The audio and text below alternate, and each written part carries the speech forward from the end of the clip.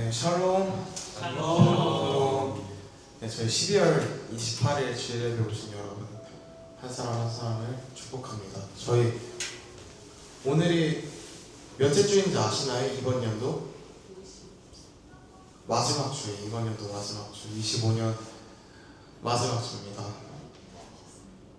이제 오늘이 고3 저기 형들 누나들 드리는 마지막 예배인데요. 오늘 또 예배 가운데 축복하는 마음으로 또 1년을 잘 주님 안에서 보낸 우리 주님을 찬양하는 마음으로 다 같이 뭐 신나는 곡이니까 다 같이 일어나실 분들은 일어나셔도 됩니다. 다 같이 손뼉 치면서 찬양하시겠습니다.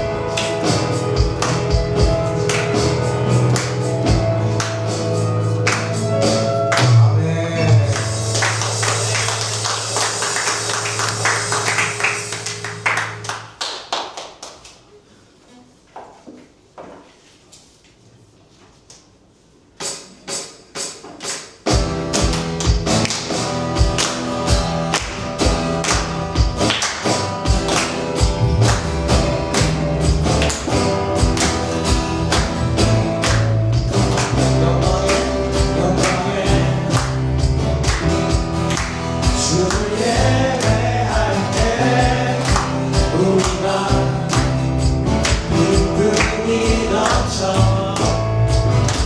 주의 우리 얼굴에 비쳐 우리가 모두 사라져 우리 앞에 마주한 사막 속에 헤매지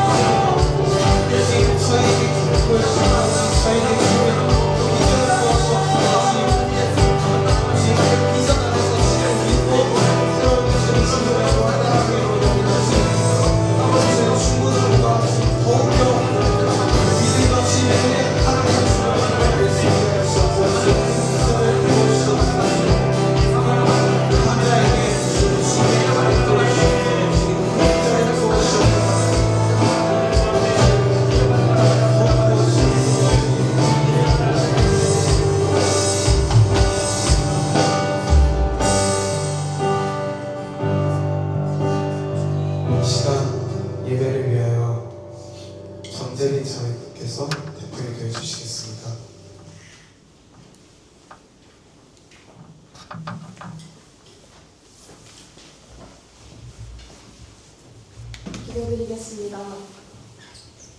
사랑의 하나님, 오늘 우리의 마지막 예배를 드리게 하시니 감사합니다. 이제 청년부로 올라가는 언니 오빠들을 위해 축복합니다. 성인이 되어 어떤 시련이 와도 주님의 동행하심으로 이겨내게 해주세요. 또한 낮은 곳에 처할지라도 주님이 함께 계심을 믿고 두려워하지 않는 단단한 믿음을 주시길 기도합니다. 남은 저희도 내년에는 아주 사소한 고민이라도 하나님께 먼저 털어놓고 의논하는 사이가 되었으면 좋겠습니다. 그리고 저희를 위해 매주 고민하시고 챙겨주시는 선생님들, 주님이 그 마음 다 아실 테니 지치지 않게 응원해 주세요. 오늘 주시는 말씀을 마음에 새기고 일주일 동안 그 말씀대로 살아갈 용기를 주세요. 우리를 사랑하시는 예수 그리스도의 이름으로 기도드립니다. 아멘.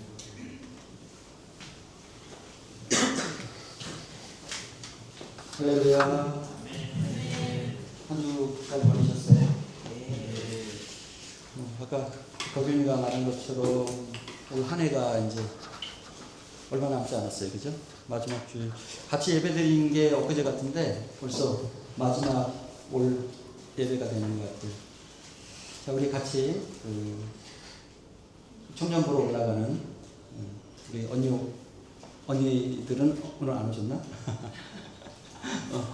형님들 우리 같이 축복성으로 마지막 축복성 같이 하도록 하겠습니다. 자, 함께 하겠습니다. 네. 축복성 준비 안 되네.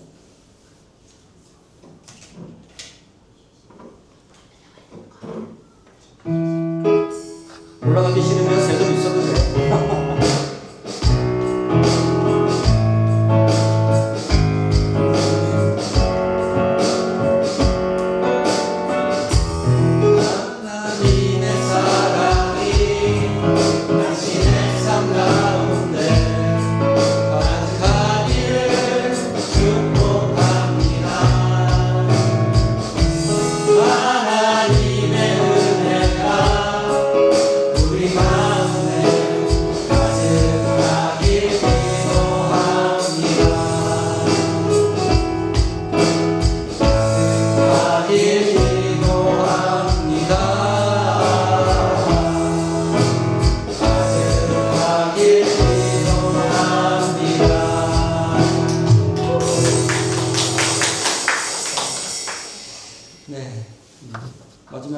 올해의 마지막 예배인데요.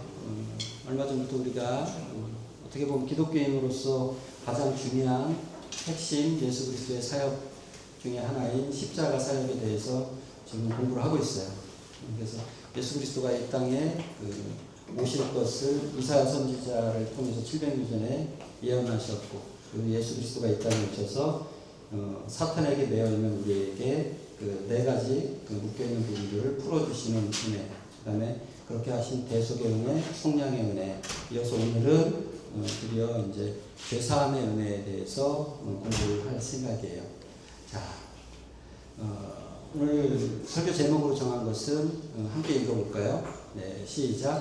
보혈의 능력과 죄사함.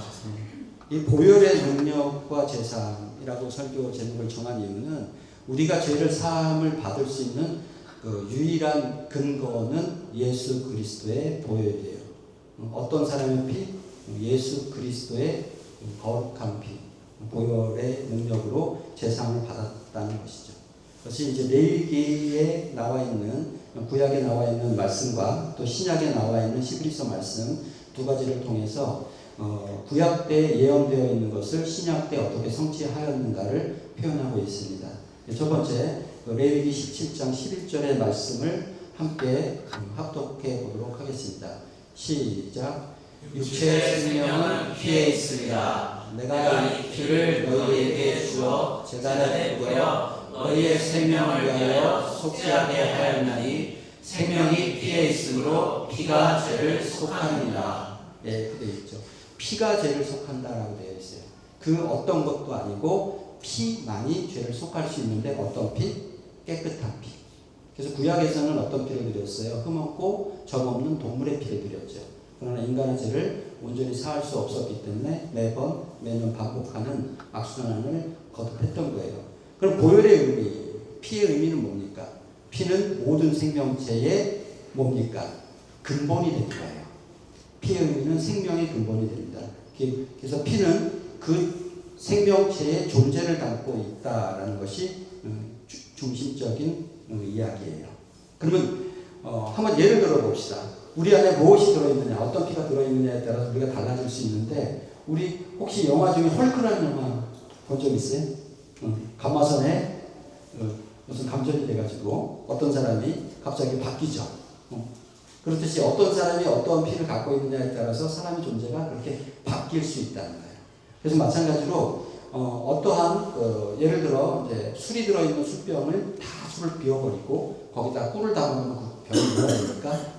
술병이었지만 그 병이 꿀병이 되어버리죠. 마찬가지로 우리 안에는 어떤 것이 이 땅에 태어났을 때 존재적으로 죄인의 피가 담겨 있어요. 하나님과 같이 되고 싶어하는 그 원죄의 뿌리인 그 사단이 넣어준 존재적인 죄인, 아담의 후손으로 태어난 우리 존재적인 죄인이 우리 안에 담겨 있어요. 근데 이것을 내버리고 이것이 어떤 예수 그리스도의 거룩한 피를 담는 순간 우리는 어떤 존재로 바뀌어요? 거룩한 존재로 우리가 바뀔 수 있는 것이 이 죄사함을 하게 된 원인이 되죠. 이와 같이 사람의 안에 담겨 있었던 죄성의 저주스러운 것이 무엇으로 인해서? 예수 그리스도로 인해서 우리가 변화되는 것이죠. 그래서 예수 그리스도의 신성의 생명이 우리 안에 담겨질 때 우리는 뭐가 된다고 했습니까? 새로운 피조물이 된다라고 얘기를 하죠. 기존의 나의 본성은 사라지고 새로운 본성으로 바뀌어버리는 상황. 놀라운 일이죠. 사람이 바뀐다는 것, 그것보다 더 큰 기적은 없어요. 세상에서 가장 큰 기적이 뭡니까? 라고 누가 물어본다면 저는 이렇게 얘기하고 싶어요. 내가 바뀌었다. 나같이 나를 생각하고 나만 생각하는 이기적인 존재가 어느 순간 남을 생각해야 되는 존재로 바뀌었다는 것. 그거보다 큰 기적은 없다라고 이야기하고 싶어요. 그래서 신적 생명이 우리 안에 담길 때 우리 안에 어떤 것들이 생깁니까? 하나님이 나눠준 속성 중에 두 가지 속성이 변화가 일어나요. 첫 번째는 공유적 속성의 변화가 일어나요. 깨어졌지만 우리 안에는 사람의 성실의 이게 남아있죠. 우리가. 근데 이것이 완전히 새롭게 완전한 예수 그리스도의 본성으로 바뀌게 되죠. 두 번째 놀라운 것은 전혀 우리에게 없었던 성품이 담겨요. 그게 비공유적 성품이에요.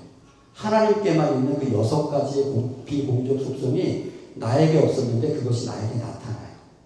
난 영원한 존재로 바뀌게 되는 것이고 그 다음에 과거, 현재, 미래를 이렇게 느끼게 되는. 놀랍게도 미래에 일어날 일들을 예측하는 일들이 생겨요. 예지 능력도 생겨요.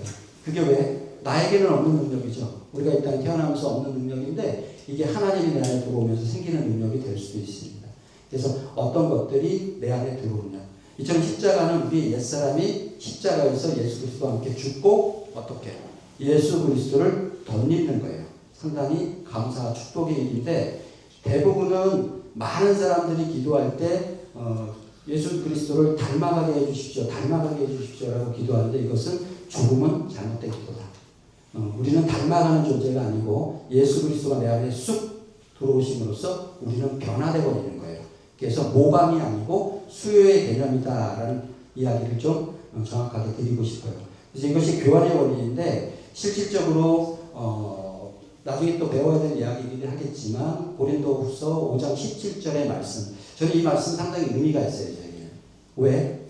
제가 거듭나고 나서 하나님에게 제일 먼저 들었던 하나님의 음성이 이 말씀이었기 때문에 놀라웠어요. 새벽에 기도하는데 마음속 중앙에서 길게도 얘기 안 하셨어요. 딱 5자, 새 것이 6자구나. 새 것이 되었도다. 그렇게 내 마음속에 중앙에서 말씀이 확 울려오는데 너무나 감사하더라고요. 네가 새 것이 되어버렸다라고 얘기를 하시는 거죠. 한번 같이 읽어볼까요? 시작. 그런즉 누구든지 그리스도 안에 있으면 새로운 피조물이라. 이전 것을 지나갔으니 보라 새 것이 되었다. 새로운 피조물이라. 이전 것. 예전에 죄로 살았던 사람은 지나갔고 내가 예수 그리스도를 영접하는 순간 어떻게? 보라, 너는 새 것이 되었도다 라고 얘기하신 거예요. 보라, 새 것이 되었도다. 이 소리 들으면요, 흥분 안 할 수가 없어요. 새 것이 되었다고, 너는 이제 달라졌다라고 하나님이 저에게 인쳐주신 말씀이었기 때문에 상당히 마음속에 오랫동안 남아있는 말씀인 것 같아요. 우리 청소년 여러분들 기도하면서 혹은 하나님 앞에 몸부림칠 때 보라, 새 것이 되었도다 라는 소리를 듣기를 주님의 이름으로 축원합니다. 그거보다 큰 축복은 없어요. 네. 두 번째 우리가 공부해야 되는 말씀은 히브리서 9장. 원래는 우리가 그 21절, 22절 이렇게 말씀하죠. 그 다음에 20절부터 같이 한번 좀 봤으면 좋겠다 생각이 들어서 같이 띄워놨습니다. 네, 함께 읽겠습니다. 시작. 이르되 그는 하나님이 너희에게 명하신 언약의 피라 하고 또한 이와 같이 피를 장막과 섬기는 게 쓰는 모든 그릇에 뿌렸느니라. 율법을 따라 거의 모든 물건이 피로써 정결하게 되나니 피 흘림이 없은즉 사함이 없느니라. 네, 율법을 따라 거의 모든 물건이 피로써 그렇죠? 정결하게 된다.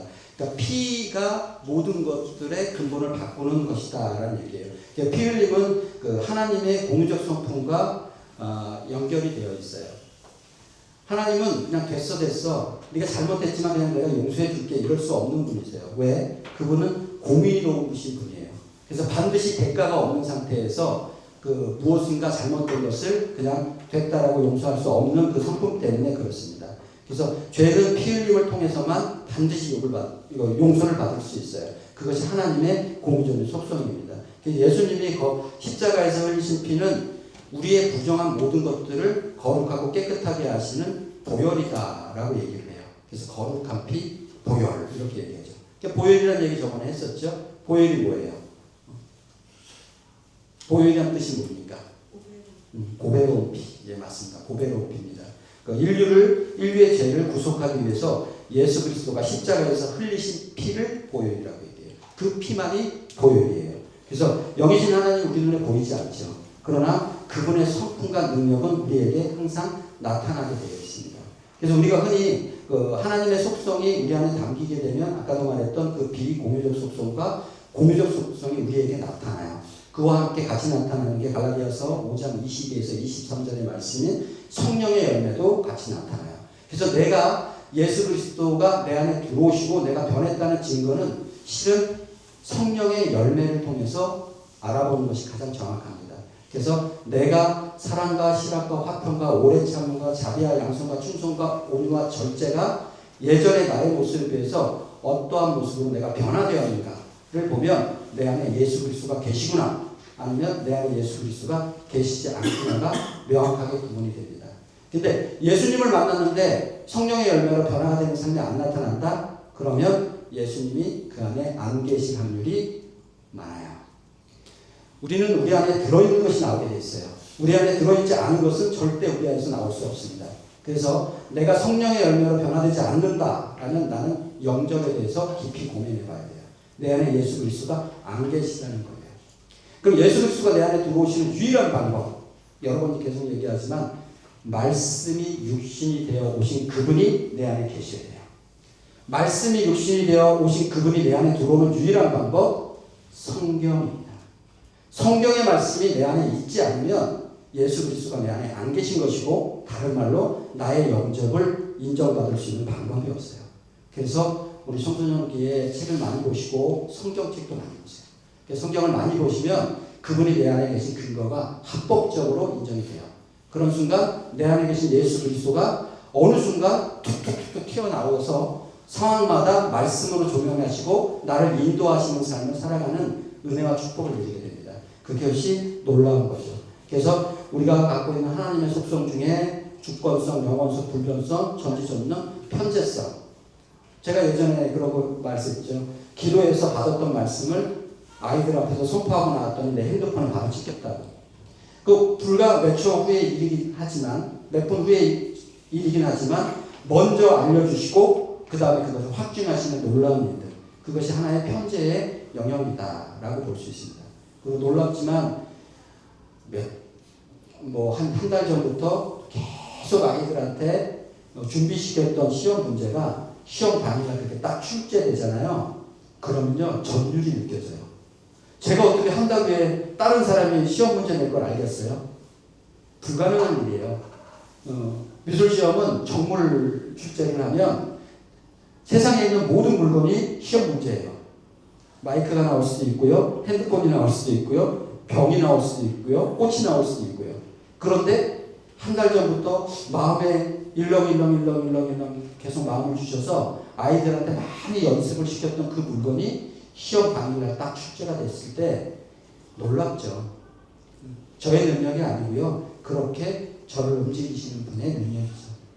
그런 것들이 실제로 하나님의 영역이 내 안에 계시구나 라는 것들을 느끼게 되는 것들이에요. 그래서 우리는 많이 착각하는 이유 중에는 우리가 보이지 않는 것들과 또 보이지 않지만 존재하는 것들이 두 가지가 있죠. 우리 분명히 소리가 보이진 않아요. 바람도 보이지 않아요. 병균도 보이지 않아요. 먼지는 살짝 보이죠. 그죠? 그러나 그것은 반드시 존재하죠. 근데 이거보다 더 무서운 것, 영적인 세계는 잘 보이지 않아요. 영적인 눈이 열리기 전까지. 우리 공포가 눈에 보입니까? 슬픔이 눈에 보입니까? 기쁨이 눈에 보입니까? 분노가 보입니까? 근데 보이죠. 어떻게? 사람을 통해 나타나요.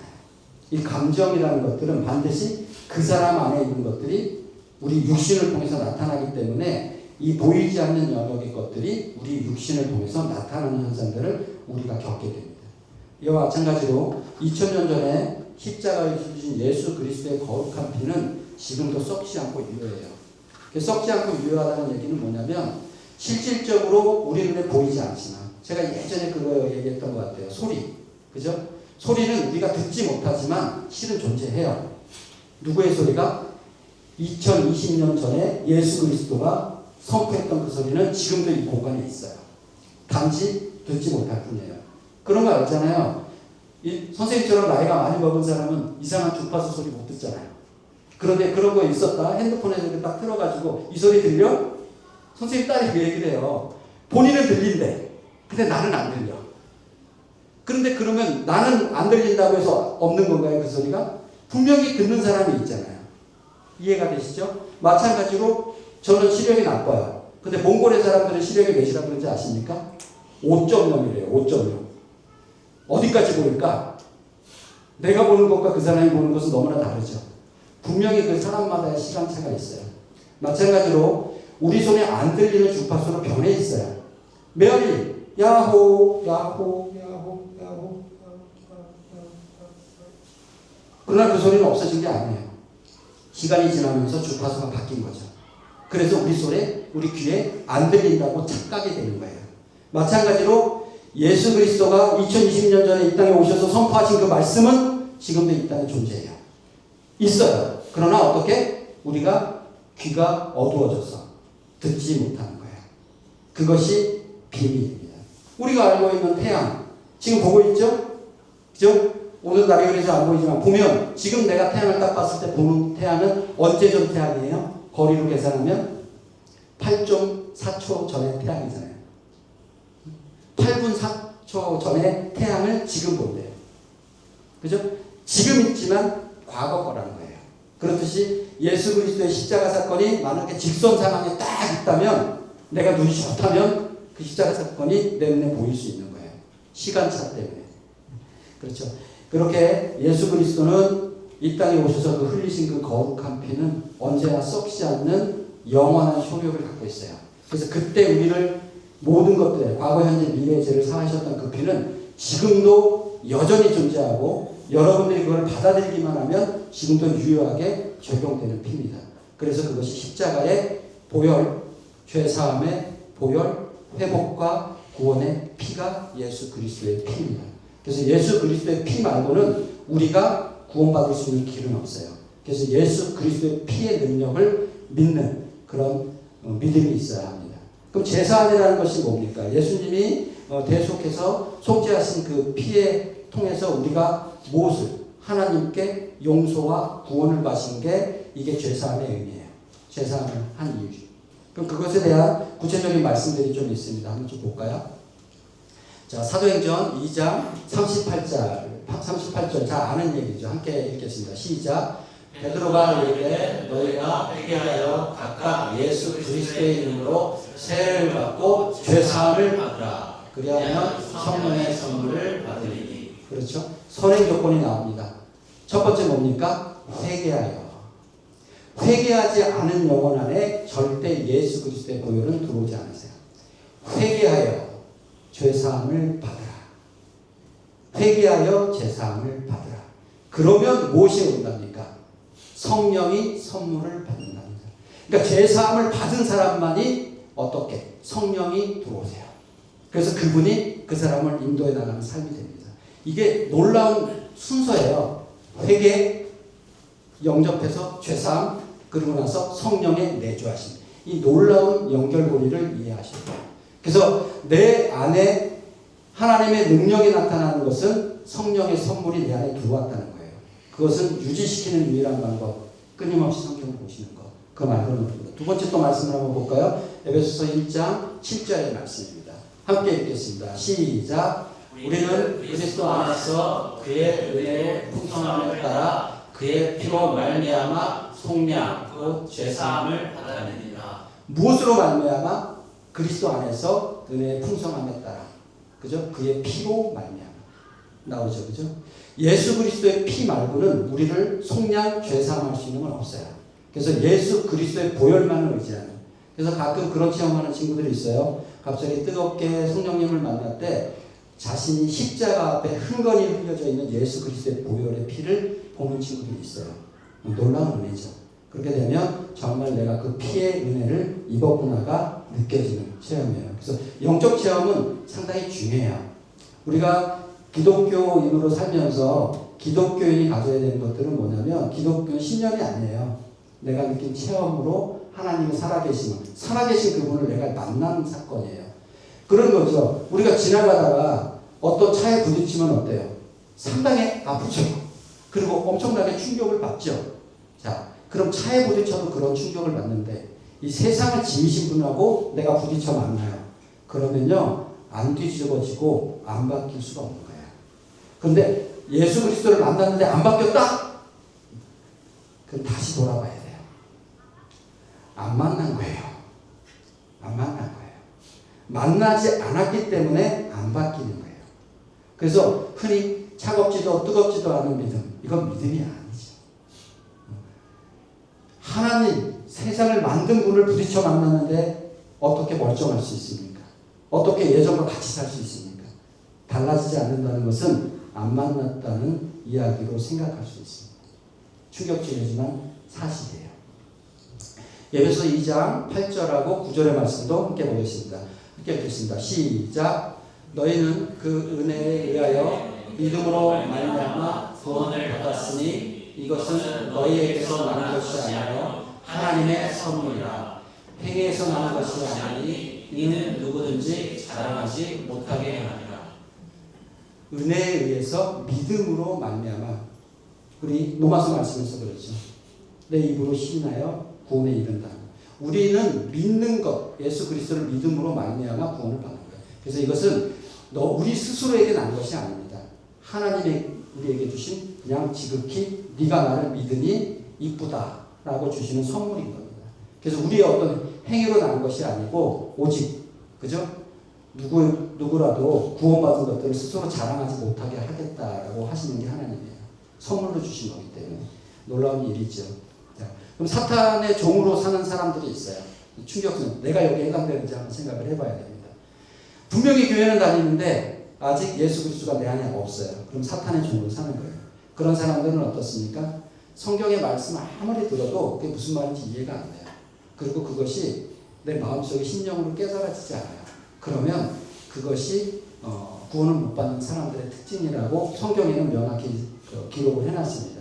구약에서 이사야서 6장 8에서 9절의 말씀에서 이렇게 기록을 하고 있습니다. 네, 이사야서 6장 8에서 9절의 말씀 한 목소리로 함께 읽겠습니다. 시작. 내가 또 주의 목소리를 들으니 주께서 이르시되 내가 누구를 보내며 누가 우리를 위하여 갈고 하시니 그때 내가 이르되 내가 여기 있나이다 나를 보내소서 하였더니 여호와께서 이르시되 가서 이 백성의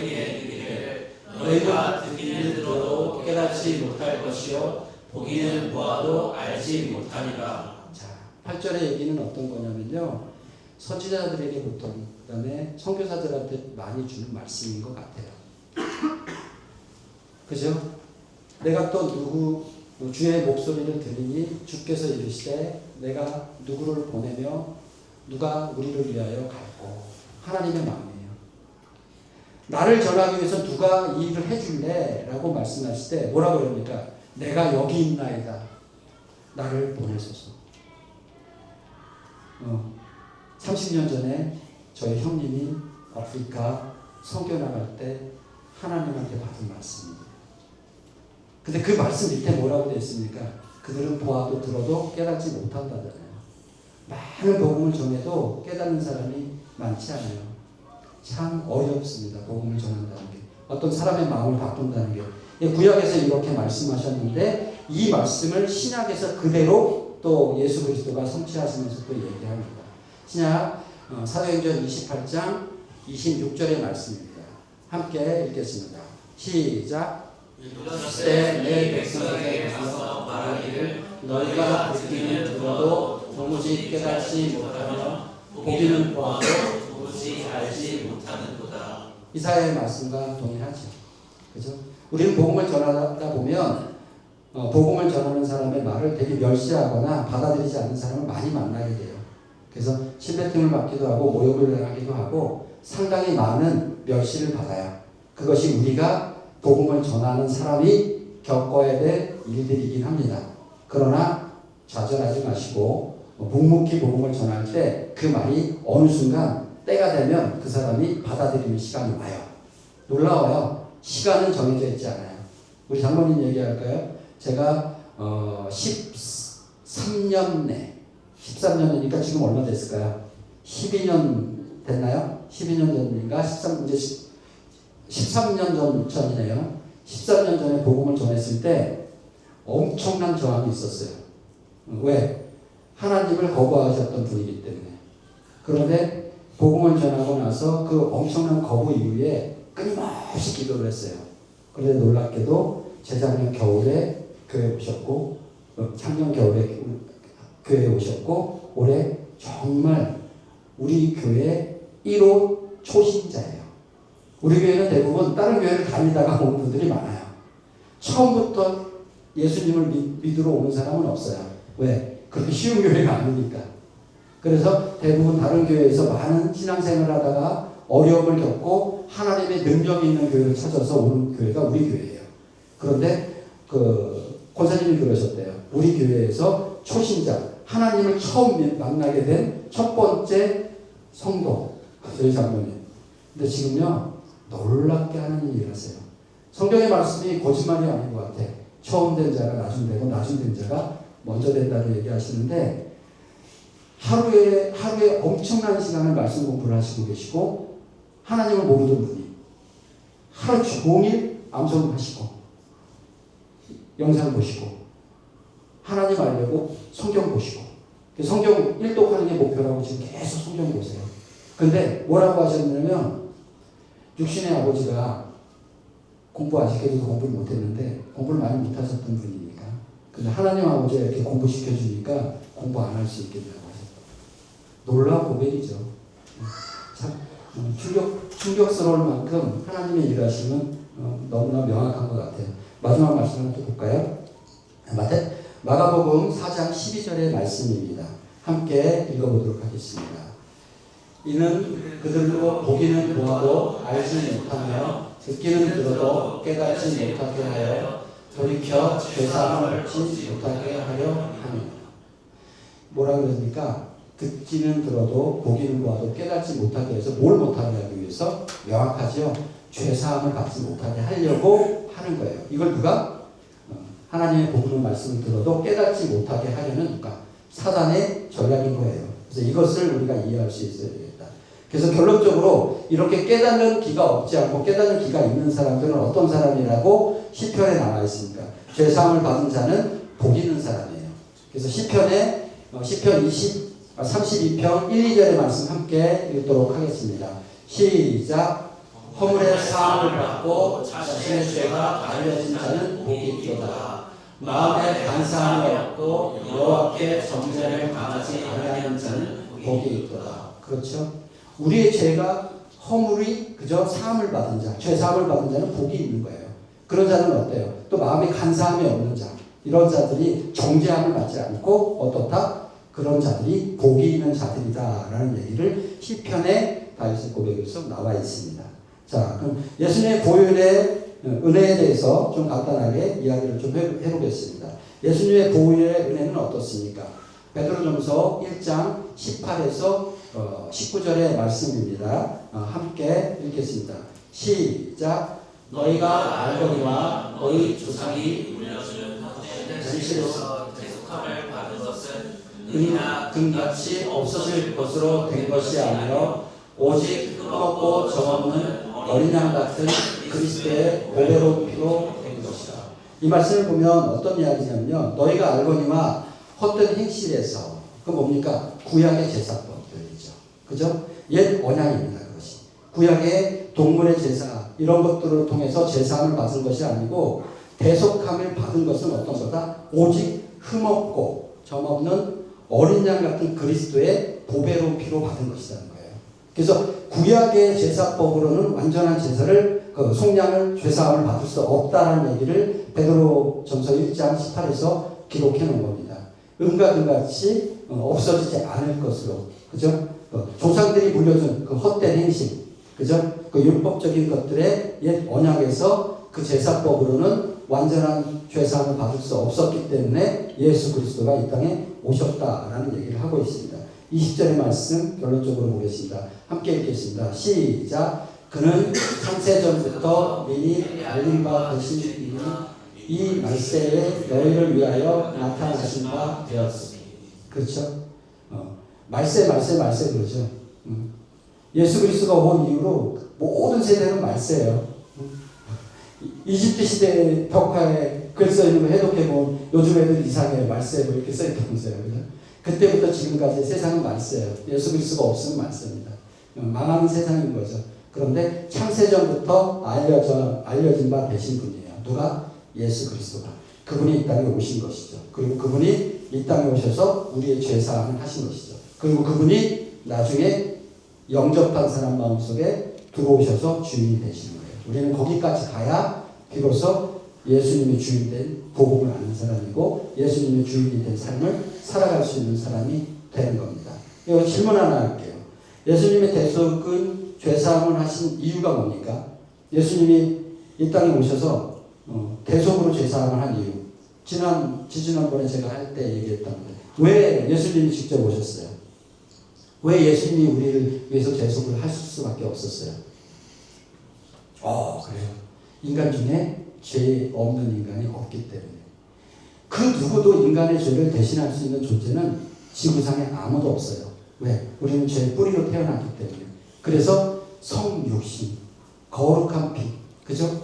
실은 무한의 세계에 계셨던 그분이 이 유한한 시간의 세계로 들어오신 거예요. 놀라운 역사죠. 하나님은 무한에 계셨잖아요. 그죠? 과거, 현재, 미래, 영원 속에 계시는 그분이 영원의 세계에 계시는 그 놀라우신 분이 어떻게 이 3차원의 시계로 내려오신 놀라운 사건. 이것이 성육신이에요. 그 사건을 통해서 우리는 구원을 받게 되는 첫 번째 원인이 되죠. 그래서 우리가 그렇게 구원을 받게 될 수밖에 없었던 것은 로마서의 말씀에서 기록이 되어 있어요. 로마서 말씀 2절 보고 마무리를 할 생각입니다. 요한복음 말씀 안 했군요. 아까 그 창세전에 있었던 그 똑같은 그 베드로전서 1장 20절의 말씀과 짝이 되는 말씀이 요한복음 1장 1절이에요. 제가 이렇게 짝이 되는 말씀을 자꾸 찾아드리는 건 성경은 구약과 신약 말씀과 말씀이 1600년의 엄청난 시간을 통해서 사람들이 만나지도 못하는 그 시간 속에서 같은 이야기를 하고 있어요. 놀라운 사건이죠. 그렇게 연결이 되어 있어요. 그래서 아까 이 말씀들이 서로 어떻게 연결이 되어 있냐. 그렇죠? 요한복음 1장 1절. 태초에 말씀이 계십니다. 이 말씀이 하나님과 함께 계셨으니 이 말씀이 곧 하나님입니다. 그래서 제가 말씀에 대한 얘기를 많이 하는 이유가 말씀을 보지 않고서 예수 그리스도가 내 안에 있는 합법적인 방법은 없어요. 말씀을 정말 많이 보시는 게 필요합니다. 그리고 말씀에 대해서 움직일 때, 움직인다는 얘기 뭐예요? 내 마음속에 자꾸 떠오를 때, 내 마음에서 일렁일렁 나타날 때, 그게 예수님이 나타나는 거예요. 그래서 내가 하지 못하는 일을 할 수 있게끔 해주세요. 왜? 내가 하는 것이 아니고 내 안에 계신 그분의 말씀, 말씀이신 그 존재가 나를 움직이시는 사건, 그것이 성화된 사람의 삶의 모습이에요. 그렇게 생각하면 되겠습니다. 자, 로마서 3장 23절 이것 때문에 오셨죠. 모든 사람이 죄를 범하였음에 하나님의 영광에 이르지 못한다 라고 했습니다. 하나님의 영광에 이르지 못한다. 하나님을 나타낼 수 있는 존재가 아닌 존재로 바뀌어버렸다는 거죠. 그 영광을 나타낼 수 있는 존재가 아닌 뭐 때문에? 죄를 범하였기 때문에. 내가 하나님같이 되고 싶은 죄를 범함으로써 하나님의 영광을 나타내는 존재로 만들어주는 우리가 하나님의 영광을 나타낼 수 없는 존재로 전락해버린 사건. 이것 때문에 이것을 회복하기 위해서 예수 그리스도가 오셨다. 마지막 말씀 로마서 6장 23절의 말씀입니다. 함께 읽겠습니다. 시작. 죄 싹은 사망이요 하나님의 은사는 그리스도 예수 우리와 있는 영생이라. 그죠? 예수님을 만나지 않고, 그죠? 그 죄에서 벗어나지 않고 죄사함을 받지 않으면 뭡니까? 사망이랍니다. 우리가 죄사함을 받지 않으면 우리는 죽습니다. 몸의 죽음 이후에 더 충격스러운 혼과 영혼의 죽음이 있어요. 그러나 하나님의 은사, 선물, 은혜는 그리스도 예수, 우리 주 안에 있는, 그러니까 예수 그리스도 말고는 답이 없어요. 성경 전체는 예수 그리스도예요. 구약에서 신약까지 모든 이야기를 통틀어 보면 예수 그리스도를 이야기하는 거예요. 그분 안에서, 그죠? 그분 안에 있는 뭐? 존재적인 영원한 생명, 그 영생을 우리가 소유한 사람이 됩니다. 나의 능력입니까? 나의 노력입니까? 아니라고 하고 배웠죠. 뭐라고 합니까? 그죠? 자랑하지 못하게 한다고 하시죠. 그분이 나에게 강권적으로 들어오심으로 생기는 무한의 축복인 거예요. 그러한 축복을 누리는 우리 주와 그리스도 청소년 되었으면 좋겠다는 생각이 듭니다. 제가 예수 그리스도의 십자가에서 이루신 그 죄사함의 은혜가 무엇인지 정말 마음속으로 깊이 깨달았어요. 이 죄사함의 은혜가 없으면 영원히 사망으로 갈 수밖에 없는 비참한 존재였다는 거. 그런데 알고 계십시오. 천국은 죽어서 가는 게 아닙니다. 예수 그리스도가 내 안에 영접되는 순간 그 시간부터 나는 영원의 세계로 차를 옮겨 탄 거예요. 그래서 지금 이 시간 영원의 시간을 살고 있는 거예요. 단지 육신을 내가 벗어서 새로운 몸을 입기 전까지 이 육신을 빌려 쓰는 것 뿐입니다. 그러나 지금 내 안에 누가 계시다? 새롭게 내 안에 주인으로 들어오신 예수 그리스도의 영이 계시다면 나는 지금 무한의 세계의 열차를 타고 가고 있는 거예요. 내가 무한의 열차를 타고 있는가 아니면 유한의 사망의 열차를 타고 있는가를 고민해보는 우리 청소년들 되었으면 좋겠습니다. 우리 함께 기도할까요? 이 시간 우리 함께 기도할 때 예수님께서 우리에게 주신 이 십자가의 은혜와 십자가에서 이루신 구원이 무엇인지 깊이 깨달아지는 은혜 있었으면 좋겠고, 예수님이 십자가의 대속과 그 죄사함의 은혜가 우리에게 어떤 것인지 깊이 깨달아지는 은혜가 있었으면 좋겠습니다. 함께 주여 한번 부르시고 큰 소리로 함께 기도하겠습니다. 주여! 주님 감사합니다. 아버지 예수 그리스도의 십자가의 은혜가 우리를 향해 나타나는 그 은혜가 있기를 원합니다.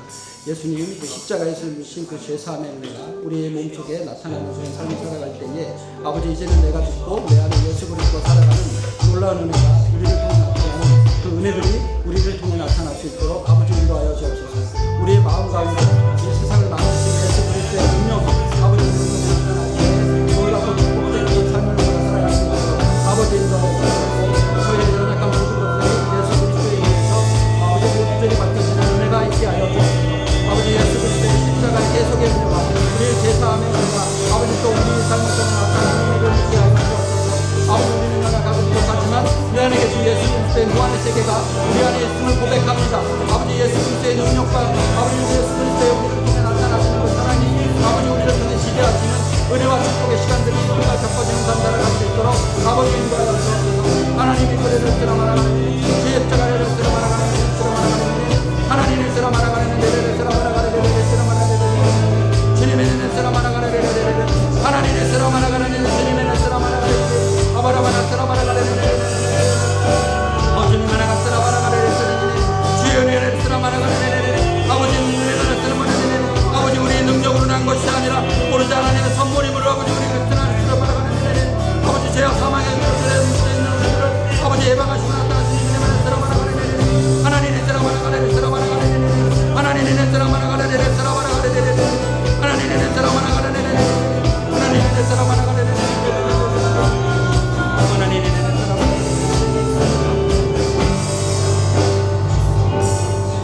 하나님 아버지 감사합니다. 아버지 이 시간 예수 그리스도가 십자가에 이루신 그 죄사함의 은혜가 무엇인지 아버지 그것을 통해서 영원히 사망의 길로 달려가던 우리가 아버지 영생의 길을 얻었음을 아버지 우리가 깨달을 수 있는 자들 될 수 있도록 주님 인도하시고 이끌어 주옵소서. 예수님 그 십자가에서 그 엄청난 대속의 은혜 그리고 그 죄사함의 은혜를 통해서 아버지가 우리가 새 생명 받았습니다. 아버지 이 새 생명 주신 이유가 있을 것인데 아버지 너만 구원받고 끝나는 그런 삶이 아니라 아버지 내가 받은 이 구원의 삶이 아버지 또 우리를 통해서 아버지 구원을 모르고 아버지 예수 그리스도를 모르는 많은 이들에게 전해지고 그 2000년 전에 흘리신 그 십자가의 은혜가 우리를 통해 흘러가는 그런 놀라운 삶을 살아갈 수 있는 귀한 통로 될 수 있도록 우리를 인도하시고 이끌어 주시옵소서. 저의 삶을 온전히 드리기를 원합니다. 우리의 삶 속에서 예수 그리스도만 나타나는 그런 삶을 살아가기를 원합니다. 아버지 그리하여서 세상에 죽어가는 많은 영혼들을 아버지 복음 앞으로 끌어오고 아버지 그 복음 안에서 새 생명 받고 살아가는 귀한 생명 가질 수 있는 자들로 거듭날 수 있도록 아버지 우리를 사용하여 주옵소서. 거룩하시고 존귀하신 주님을 찬양합니다. 우리 주 예수 그리스도 이름으로 감사하며 기도합니다. 아멘. 네. 우리 주기도문으로 예배를 마치도록 하겠습니다. 함께 하겠습니다. 시작. 하늘에 계신 우리 아버지, 아버지의 이름을 거룩하게 하시며 아버지의 나라가 오게 하시며 아버지의 뜻이 하늘에서와 같이 땅에서도 이루어지게 하소서. 오늘 우리에게 일용할 양식을 주시고 우리가 우리에게 죄한 사람을 용서해 줄 것 같이 우리 죄를 용서하여 주시고 우리를 시험에 빠지지 않게 하시고 악에서 구하소서. 나라와 권능과 영광이 아버지 것입니다. 아멘. 네. 우리 신창 구와 함께 예배를 마치도록 하겠습니다. 준비됐죠? 자, 오른손 차게 들으시고, 자, 우리의 주는 오직 예수. 네, 예배를 마치도록 하겠습니다. 안내 사항 하나 있을 겁니다. 유동호 팀장님 나오셔서 광고해 주시면 되겠습니다. 네, 오랜만에 광고 드립니다. 저희 이제 1월, 2월에